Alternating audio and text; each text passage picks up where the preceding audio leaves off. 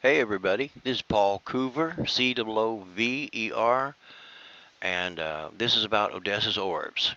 I have a real important treat for you today. In this picture, you see a little bitty black thing on the ground. This is the color reverse. This is black at night, and everything's reversed. So here's a little bitty black dog. Notice this long line of orbs going across it.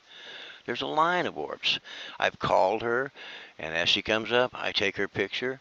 She's usually chasing an orb or has some following her, and this time was no different. Now, as the picture changes, you'll see this long line of orbs comes over.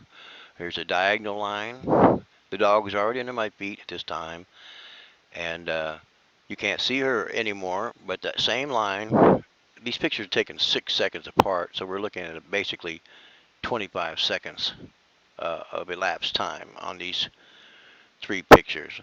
That's all we have is three pictures in a row. And see the orbs have gone on across. Now we can rest our eyes and look at something interesting for a moment. But what I want to tell you about these orbs is that things that drift in the ocean, if you were to throw 10 um, life jackets in the ocean, they could drift thousands of miles apart. Things drift apart. They don't drift in a formation. They don't fly in a gaggle. Here's that line again, and the little dog. In the next picture, she's under my feet, and the line is coming in instead of diagonal from left to right. And in the next picture, it goes ahead and comes across. So in about 25 seconds, this thing comes across, and it's not drifting because they're in a long line, and you never see dust drifting in a long line. And so what do we have here? We're looking at scientific evidence that these are real and they exhibit behavior, because if they can fly through in a formation or fly through in a little gaggle, I have no reason to believe that they're dust or reflections or swamp gas or whatever the trolls are going to tell you that these things are. In fact, the people that talk like this seem completely unaware of the circumstances and actually what's going on the ground here. And you can tell them what you see and what's going on, but they don't want to believe it. They want to send you some little videos of some stupid stuff. And I'm well aware of reflections. I'm well aware of, uh, you know, dust, but that doesn't explain what's going on at my house. So, and here they are coming across again, and finally they completely cross over me, and there's that line going by.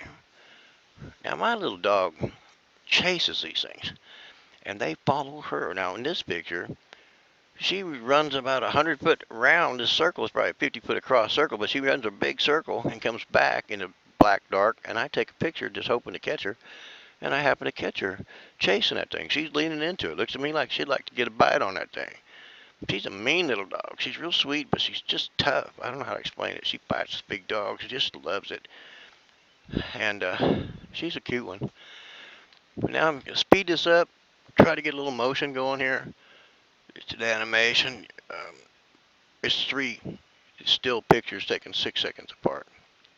Here they are coming up over my head, and in the final moments, it just goes right on by. So that's pretty fascinating to me. It's evidence. It's scientific evidence that these things are real. Now, in this picture, if you look at the eyes, you may have to zoom in. I don't know if you can enlarge things enough to see this. Stop it and enlarge things. But the eyes of that white sheep, she's looking at that. In the previous picture, she'd been looking at me. But this thing came in, and now she's turned and she's looking at it. And that's anecdotal evidence, but that's evidence also. And the last picture is for a friend of mine, and I want everybody to see it, but I'm talking to him because notice that the one by the Paul Coover, the one that's lit up, I say these things light up and can light up, that is lit up. But if you look closely on the tree, you can only see half of one, and it's invisible. It's what I'd call 90% invisible, 95% invisible, but you can see these lines in it, little vein-looking things, some kind of thing there. And that's what they look like in the daylight if you're fortunate enough to see one. I saw one at arm's length, and you could see through it just like that, and you could see stuff in it just like that. And I'd been taking pictures of them for 2 years at that time, and I recognized it. So I slowly stood up to see if it was going to disappear like an optical illusion. It didn't. Now I'm standing up. It's twice the size of a cantaloupe. It's got a little rainbow around it, just about the width of your little finger. And then it was 90% invisible, and you can see those little veins in it. So I hope this is interesting to you.